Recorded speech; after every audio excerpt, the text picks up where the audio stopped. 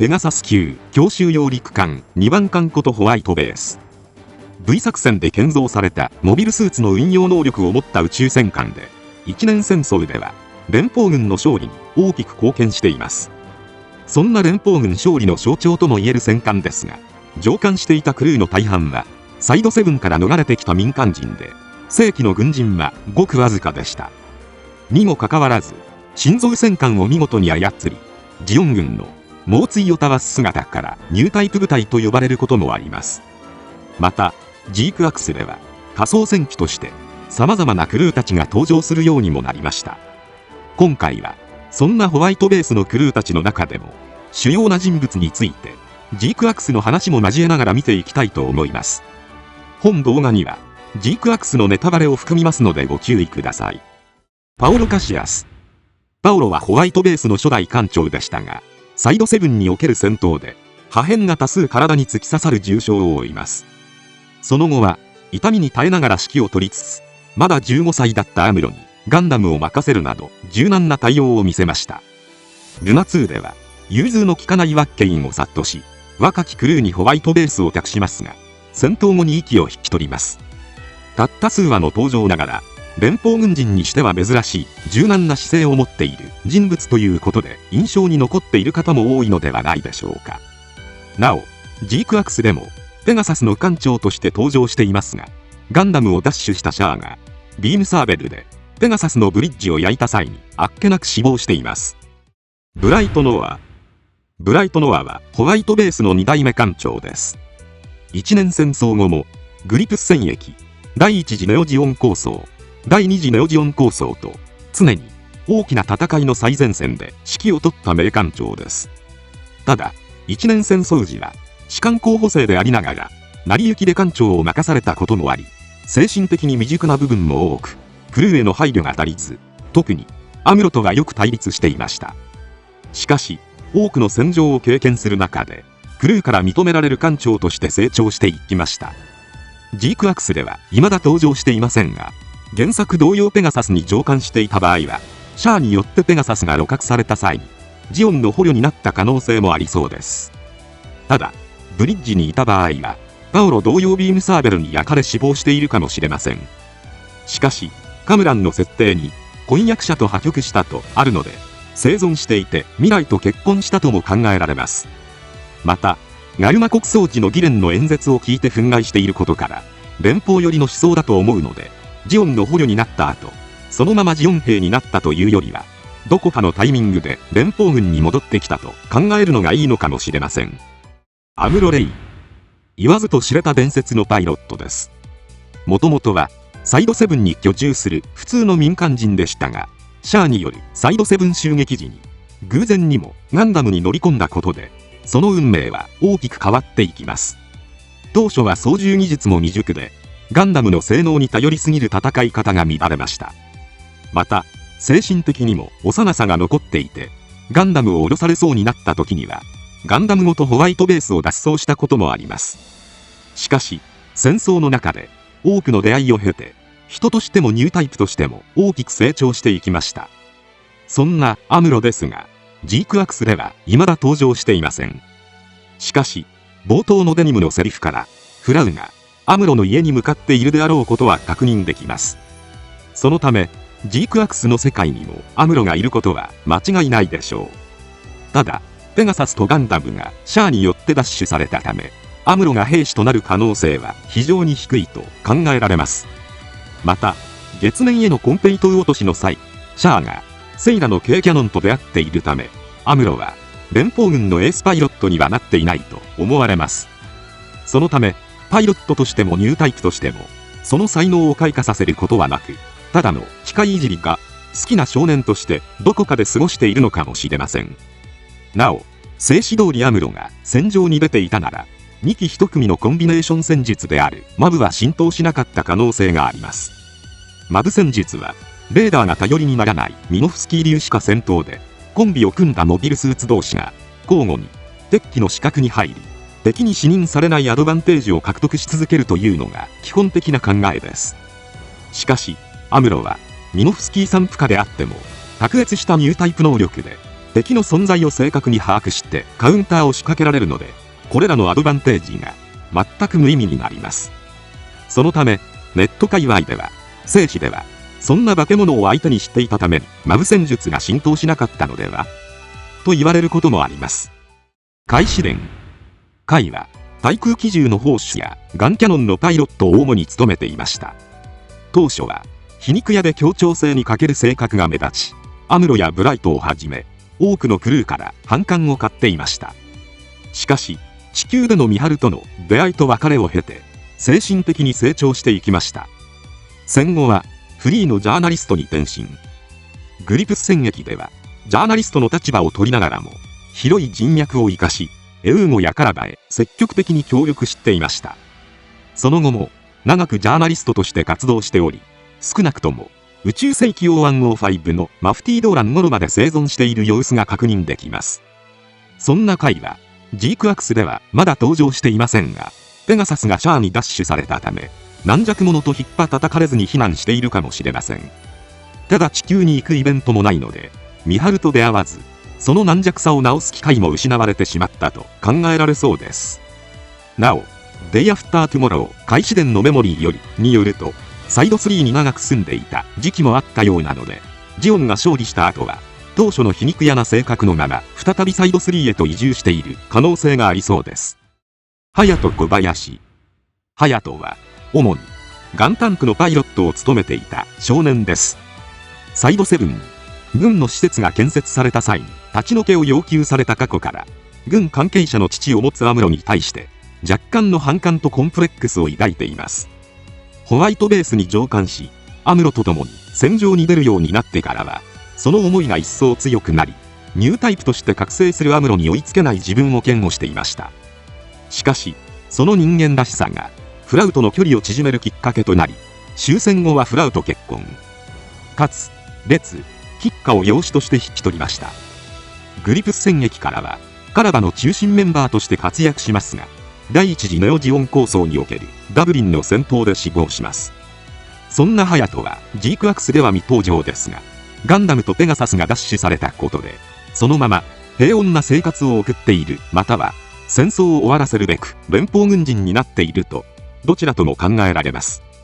ただ、もし軍人になっていたとしても、アムロのニュータイプへの覚醒がなくなったのであれば、フラウの心がハヤットに向くイベントもなくなったと考えられそうです。そもそも、正史では、脱走を試みたことがあるほど、本当は戦いたくないという気持ちがあったので、アムロへのコンプレックスは解消されないながらも、平穏な人生を送っているのではないでしょうか。セイラナス。シャアーズナブレことキャスバル・レムダイ君の実の妹です。作中、序盤は、ブリッジのオペレーター、中盤以降は、G ファイターのパイロットとして活躍します。言葉巧みにプライドを刺激して、人をその気にさせる様から、おだてのセイラさんと揶揄されていました。普段は気品高く、冷静な女性ですが、シャアのことを知りたいがために、ガンダムに無断で登場し出撃するなど、おてんばな一面も併せ持ちます。一年戦争後は、兄と戦った経験からか、軍を離れ、投資家として生計を立てていました。グリプス戦役後は戦争に一切関わらないものの、ホワイトベースの元クルーとはたびたび接触しており、第一次ネオジオン構想では、リーナ・アーシュタを救い、ブライトと引き合わせています。ジークアクスでは、連邦軍による月面、グラナダへのコンペイトウ落としの作戦の際に、トリコロールカラーの軽キャノンに登場して、シャアの前に立ちふさがりました。このことからサイド7での襲撃後も生き残って脱出し、何らかの形で連邦軍へと入隊したとわかります。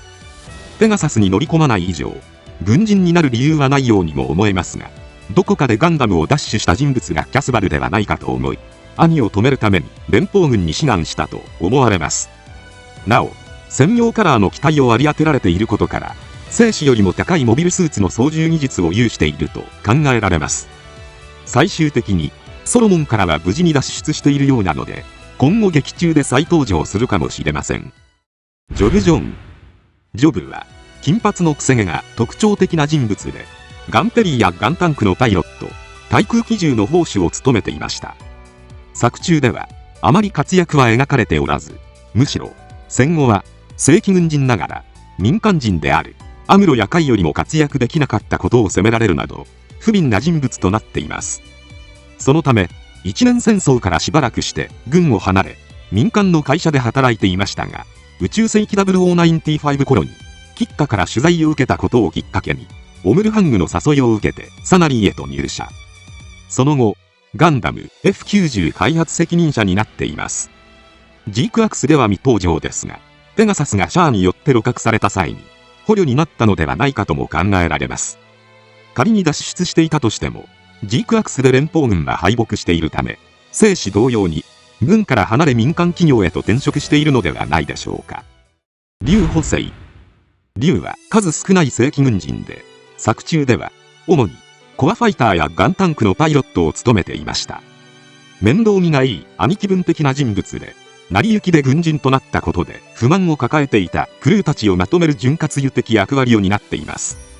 気難しく、内向的なアムロの数少ない理解者で、先輩パイロットとして、時に優しく、時に厳しく、軍人としての心構えを伝えていました。しかし、ランバラル隊との戦闘で、重傷の身をして出撃した結果、ガンダムを撃破しようとするハモンのナゼラトップに特攻する形で戦死。劉の死は、クルーたちの団結力をより強固にするきっかけとなりました。そんな劉はジークアクスでは未登場ですが、生死同様、パイロット候補生としてペガサスに乗艦していた場合、捕虜になっているか、サイドセブンでの戦闘で死亡していると考えられます。ただ、もしペガサスから脱出していた場合は、再び連邦軍で戦っていると考えられそうです。スレッガー・ロウ。スレッガーは、ホワイトベースが、南米ジャブローから宇宙へ上がる際に配属された人物です。一見、お調子者に見える言動をとりますが、実戦経験に長けた職業軍人となります。砲撃手としても優秀で、G ファイターや劇場版ではコアブースターに登場して戦っていました。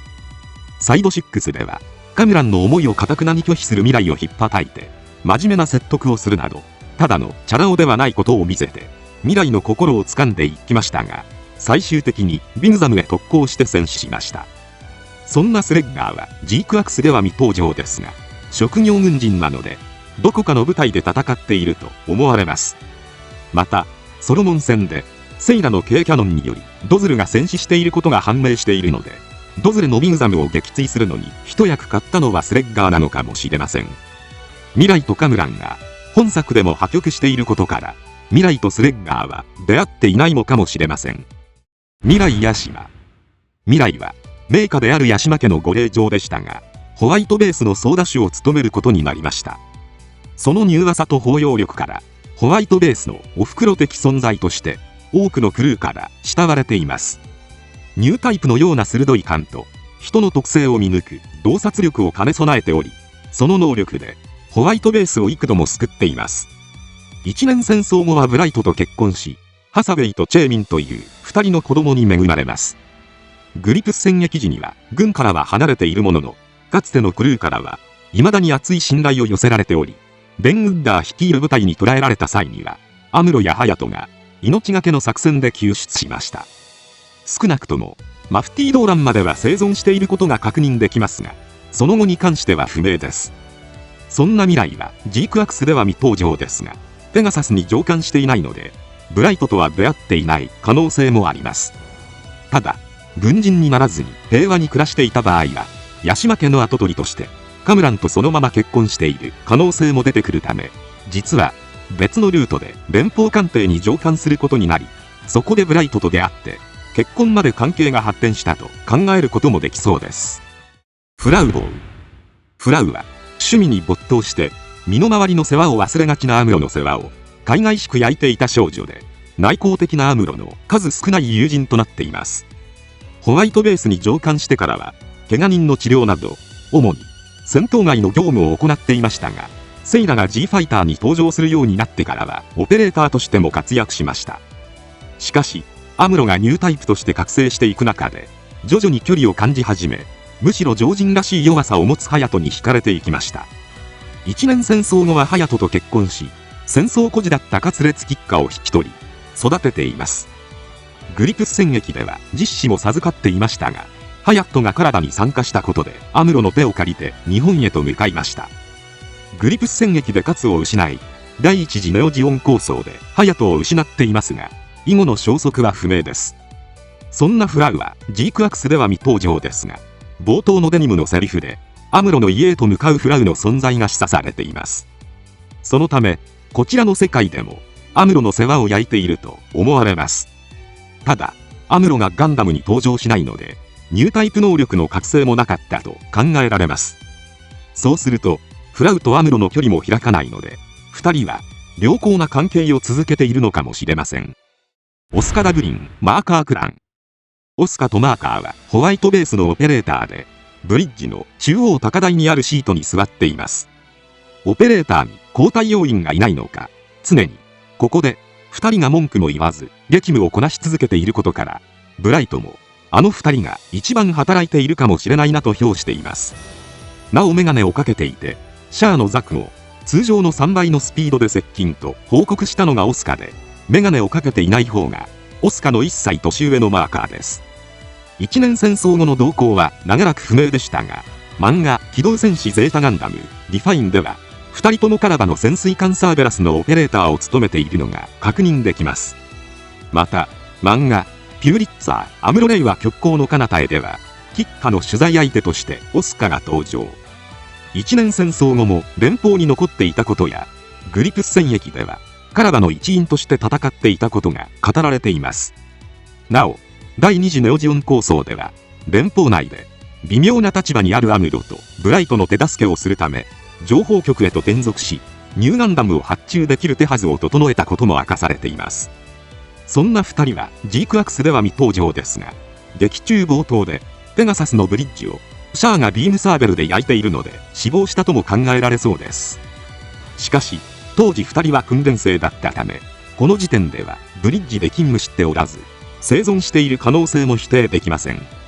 その場合サイド7から脱出し、連邦軍の一員としてどこかのサラミスで誰よりも働く姿を見せているのではないでしょうか。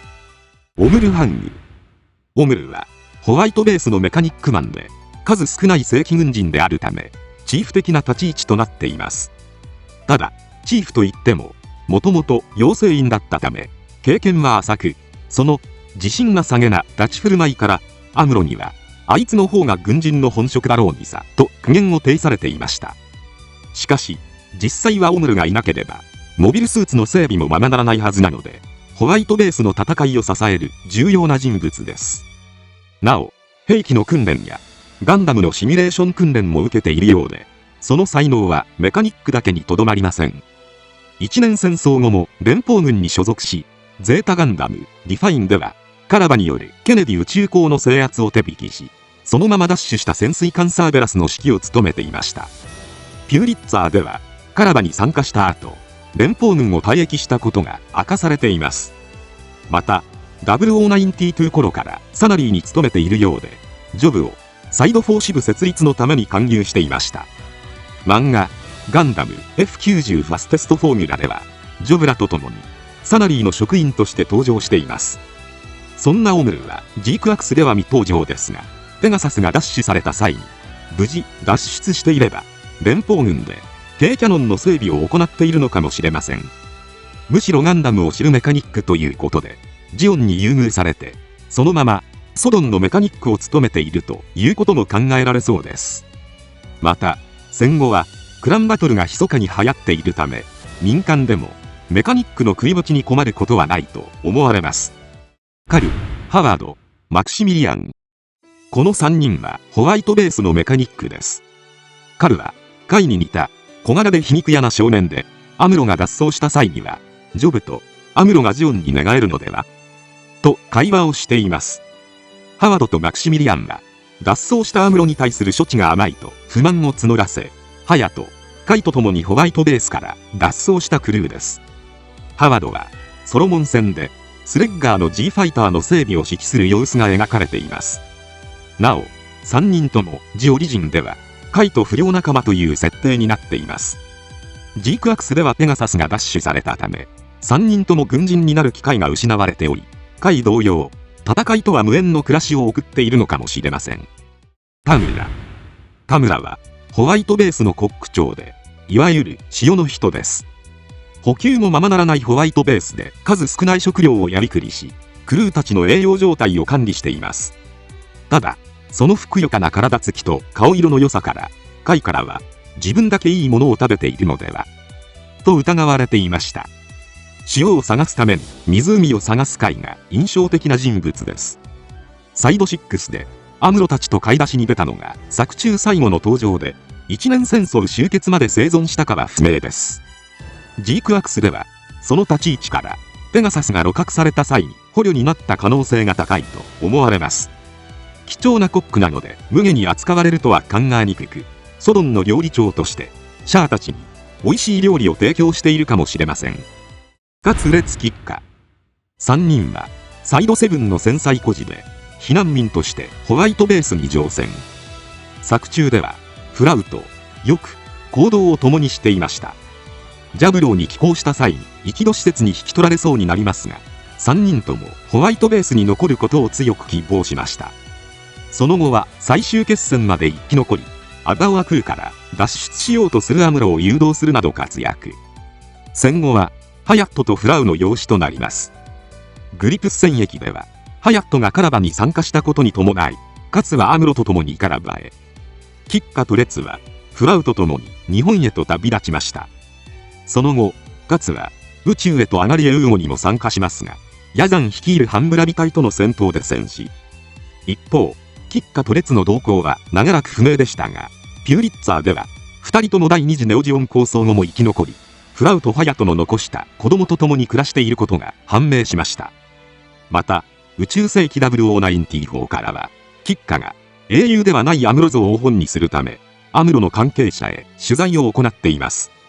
ジークアクスでは3人とも登場しませんが、ペガサスはシャアにダッシュしたため、3人ともフラウやハヤトと出会わず、戦争孤児として施設へと預けられているのかもしれません。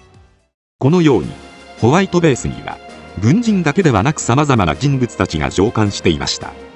また他にも少しだけ映った人物を含めると多数のキャラが存在しました。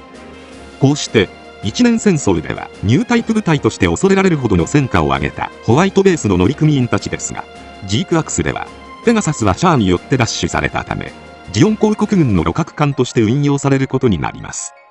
また鹵獲の際にシャアがメインブリッジを焼き払ってしまったため、それの修復と同時にカラーリングも緑を基調としたものに変更され、名前もソドンと改められました。ここからはそんなソドンの乗組員たちを見ていきます。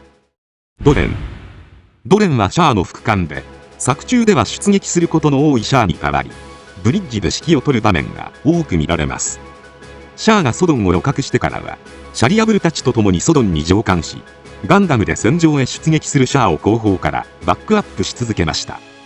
戦争終盤ではワッケインによって行われたソロモン落としを阻止するため、ソドンから落下阻止作戦を指揮しています。ソロモンへの突入シーンでは強襲揚陸艦の名前通りソロモンへの強襲上陸をやってのけていました。原作ではシャアの忠実な部下という印象ですが、ジークアクスではソロモンの爆破作戦が失敗して時間切れとなると、船員のことを第一に考え、脱出できていないシャアを見捨てでも離脱するなど、冷静に戦局を見極める指揮官として描かれています。一年戦争後はソドンからは降りているため、その後の動向は不明です。シャアーズナブル。シャアは赤い彗星の異名を持つエースパイロットです。サイド7へ V 作戦の正体をつかむため潜入した際に、ガンダムとペガサスを鹵獲するという認めざるを得ない若さゆえの成功を収めました。以降は自身のパーソナルカラーへと変更し、サイコミュ兵器を搭載したガンダムを愛機とし、シャリアブルと共にニュータイプ部隊を率いて目覚ましい戦果を上げました。そして1年戦争終盤ではソロモン落下を阻止するためわずかな部隊を率いて出撃。シャアはソロモン落としを逆に利用してのキシリア抹殺を企てますが、ガンダムのアルファサイコミュとグラナダに隠されたシャロンのバラが反応。ゼクノバが発生し、ソロモン落としは阻止されました。同時にシャア自身もガンダムが発した光に飲み込まれて消滅し、行方不明となりました。シャリアブル。シャリアは木星帰りの男と呼ばれるニュータイプで、作中ではシャアの右腕として共に一年戦争を戦い抜いています。もともとはディレンがキシリアのニュータイプ部隊への牽制という意図で送り込んだため、そんな自身の立場に苦悩していました。しかし、それを見抜き手を差し伸べてくれたシャアに強い恩義を感じるようになり、シャアもシャリアに全幅の信頼を寄せ、ザビティ打倒の野望まで明かしていました。こうして強い絆で結ばれた2人はニュータイプ部隊のエースとして共に生み出したマブ戦術を駆使して多大な戦果を上げました。ソロモン落としの際にはキケロガに登場して出撃し、ソロモンへ突入するソドンの梅雨払いを行っています。今のところ一年戦争時の他のソドンのクルーは不明ですが、5年後となる宇宙世紀0085でもソドンは現役で赤いガンダム捜索のために優先権が認められた特別な部隊となっています。なお、クルーの顔ぶれが大きく変わっており、20代前半のかなり若い兵士が確認できます。ここからはそんな0085のソドンクルーを見ていきます。ラシッド中佐、宇宙世紀0085におけるソドンの艦長です。シャリアと同じ階級なので、一年戦争から生き抜いてきたベテランの兵士と考えられます。若いクルーが多いソドンにおいて、部隊を引き締め、まとめる役割を担っているようです。シャリアブル。一年戦争から5年後、シャリアは中佐へと昇進し、ソドンの指揮官となっています。今、なお、シャアの生存を信じ、赤いガンダムを追って、ソドンと共に各コロニーを回っています。そんな中立ち寄ったサイド6で、赤いガンダムと接敵するも、その戦い方から大差ではないと瞬時に見抜いていました。5年経って立ち振る舞いに余裕が出てきており、おどけた態度で部下と接する場面が多く見られます。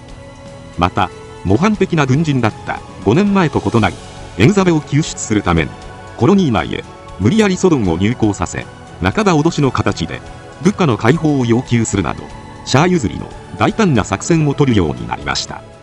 コモリ・ハーコート。コモリはタイトスカートが特徴的なソドンのブリッジ要員です。士官学校では優秀な成績を収めたエリートで真面目な性格をしているという設定ですが、実際は作戦中にもかかわらず節々軽い言動が見られる人物で、ニュータイプであるシャリアの下で働いているにもかかわらず、ニュータイプの存在にはやや懐疑的です。コンセプトアートではシャリアの護衛としてサイド6に降りたにもかかわらず、シャリアに対して守ってくださるんですよねと聞くなど、お茶目な一面も見られました。またエグザベとは日頃から仲がいいようで、ソドンのブリッジ会議ではエグザベ君の心配もしてあげなよと怒鳴り声を上げるなど、あまり軍人らしさは見られません。なお設定資料集ではエグザベの困り顔を見て、困っていても顔がいいと思う一コマが見られるため、彼を異性として意識しているのかもしれません。エグザベ・オリベ。エグザベはジークアクスの本来のパイロットで、フラナガンスクールを首席で卒業したエリートとされています。そのためニュータイプ能力がかなり高いはずですが、ジークアクスに搭載されていたオメガサイコミを起動できるほどの能力がないようです。作中では実戦経験がないまま赤いガンダムとの戦闘へ投入されています。ビットを2機落とすなど高い操縦技術を見せますが、機体をオーバーヒートさせてしまった上に戦闘を長引かせたことで、サイド6の軍警の介入まで許してしまいました。さらに偶然その場に居合わせたマッチュにジークアクスを奪取され、自身は軍警に捕まってしまうなどの失態が多く見られます。しかしシャリアがソドンをコロニー内に無理やり入港させるという半ば脅迫じみた外交のおかげで無事釈放されました。単位ソドンのソーダを務める褐色でがたいのいい青年です。ポジション的には未来に当たりますが、そこまで勘がいいかは不明です。ベノはマッシュヘアが特徴的なソドンの通信士です。ホワイトベースでユーフラウなどのポジションに当たる人物です。オシロ、セファ2人はソドンのオペレーターを務めています。作中では交代要員の存在が明かされていないため、オスカとマーカーのようにとんでもない激務をこなしているのかもしれません。コワル、ソドンのメカニックです。ポジション的にはオムレと同じだと思われますが、よりジオン製モビルスーツに詳しい人物なのかもしれません。ということで以上、ペガサスのクルー一覧でした。生死では民間人ばかりで構成されながら目覚ましい活躍を遂げた奇跡の部隊という印象でしたが、ジークアクスでは一転してシャア率いるエリート部隊になりました。一方、宇宙世紀0085では、20代前半の若きクルーで構成されていることから、あえてかつてのホワイトベースクルーのようなキャラクターをイメージしているのかもしれません。